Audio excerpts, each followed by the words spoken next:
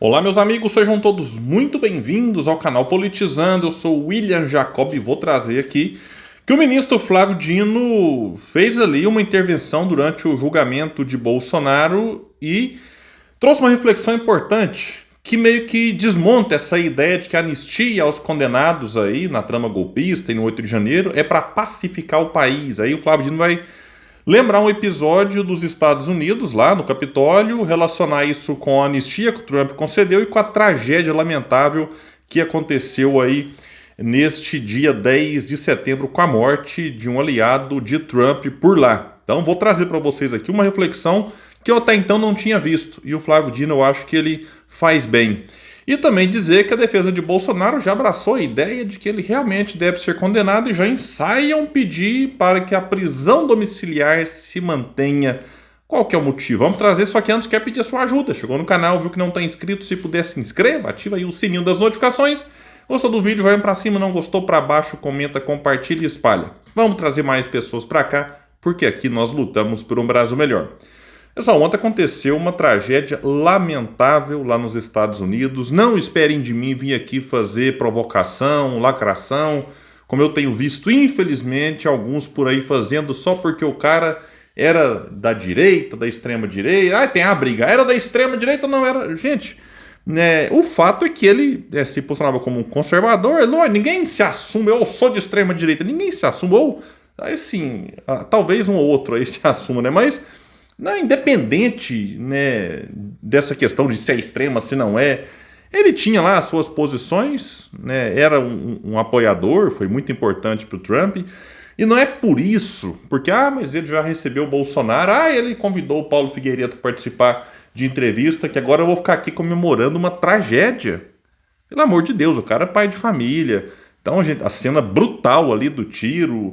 Então, assim, a gente vê, às vezes, que o pessoal meio que perde a noção nessas discussões de internet, de rede social, e eu não faço parte disso.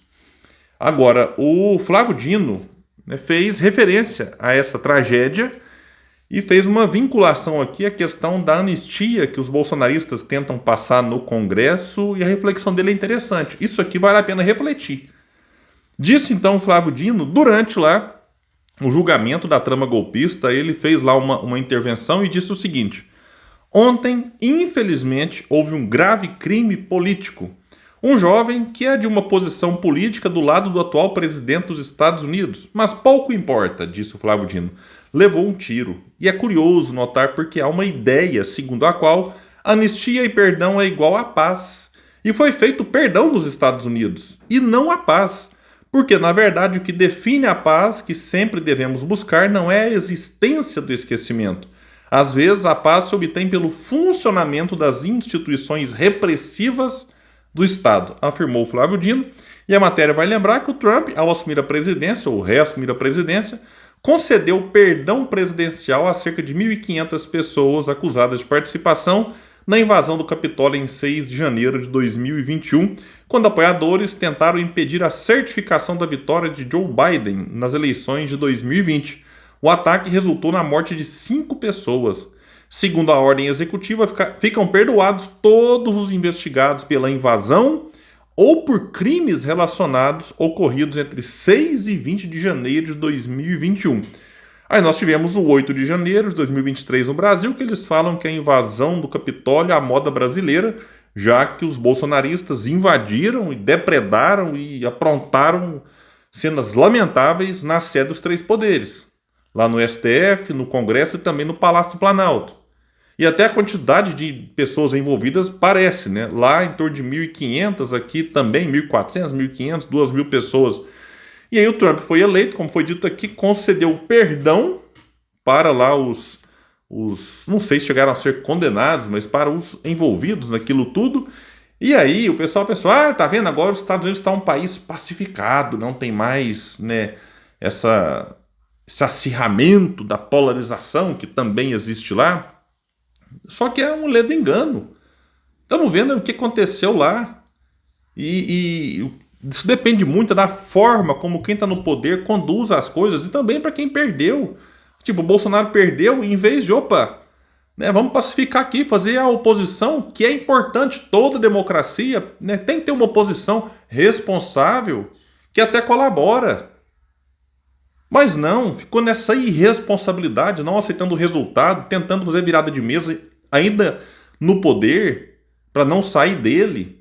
Depois, ficou nessa coisa toda, vive e mexe, convoca manifestação, que é legítimo, você quer protestar contra os juros altos no Brasil, aí fica fazendo manifestação, acirrando o ânimo aí entre os poderes e tudo mais. Você pode discordar de uma decisão ou outra, mas qual que é a luta desse pessoal pelo país? Não tem. Então a pergunta que eu faço é, alguém acha que a Michelle, sendo eleita presidente do Brasil, aí o país, no dia seguinte, aí ela concede o perdão para todo mundo.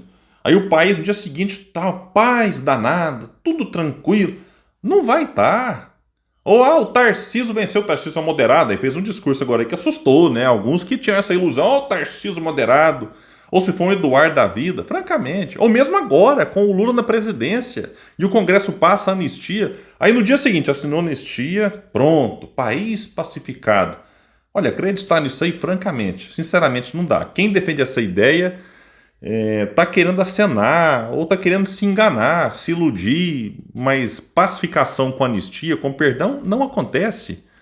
Agora, também manter sem perdão, sem anistia, vai pacificar?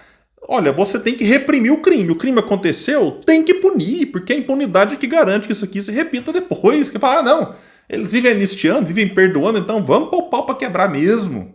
Então a punição é que às vezes pode de fato trazer a paz, como o Flávio Dino disse aqui. Bom, e a questão também aí agora envolvendo o julgamento do Bolsonaro é a seguinte, o pessoal já percebe que o negócio tá feio pro lado dele.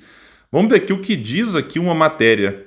O advogado disse a jornalistas na chegada do STF, advogado Paulo da Cunha Bueno, advogado de Bolsonaro, disse, olha, eu não vou antecipar nada disso, mas evidentemente o presidente Bolsonaro tem uma situação de saúde muito delicada. Não vou antecipar o que acontecerá ou não, porque a gente não tem o resultado do julgamento, mas isso poderá ser levado à mesa em algum momento sim, sobre ele pedir a prisão domiciliar, o que já é especulado porque ele não participou do julgamento e tem alegado lá estado de saúde que está piorando e tal, então acho que meio que já é um pretexto para pedir a prisão domiciliar, que fala assim, mas como é que você quer a prisão domiciliar se você foi lá acompanhar os 4, 5 dias de julgamento presencialmente estava bem? Então ele não vai, alegando, né, que o estado de saúde está frágil e daqui a pouco, a hora que ele for condenado, e que de fato fala, não, agora você tem que ir para cadeia, o que não é tão rápido assim também, gente.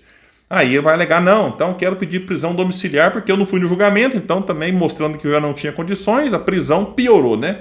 A gente sabe que o Bolsonaro morre de medo da cadeia e vai fazer de tudo para não ir para uma prisão no regime fechado, como ele será condenado muito em breve. Pessoal, um recadinho importante para você que está afim de uma renda extra. Eu não estou falando aqui de aposta, nem de você jogar e arriscar perder tudo que colocou. Estou falando de trabalho, de você aprender novas formas de trabalhar. O mundo está mudando cada vez com situações, né, partindo por digital ou outras formas. E a gente traz aqui uma proposta para você trabalhar de casa, home office, ou de onde você estiver.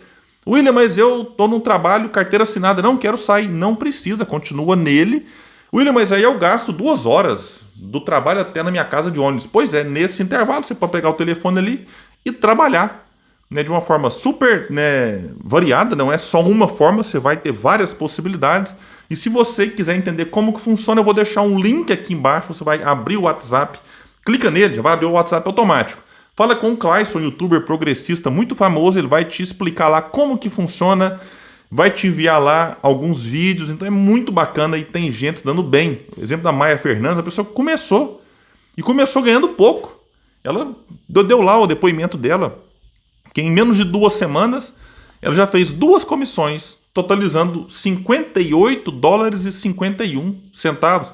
Você multiplica aí, dá mais de R$330 em menos de 2 semanas. Se você multiplicou para um mês, no mês, se ela mantiver esse ritmo, ela pode ter aí quase R$700 no primeiro mês, começando.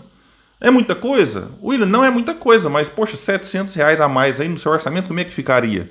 E no segundo mês? E no terceiro mês? Então é isso que muita gente está aí realmente aderindo à ideia e estudando, praticando lá e realmente tendo uma renda extra que de muitos virou a renda principal. Então vou deixar o link aqui, não é aposta, não é tigrinho, não é bet, é trabalho home office, sem sair de casa aí, que você pode realmente dar muito bem. Então é isso, gente. Eu fico por aqui. Quem puder, espalhe e compartilhe o vídeo. Vamos trazer mais pessoas para cá, porque aqui nós lutamos por um Brasil melhor. Valeu, gente. Até mais.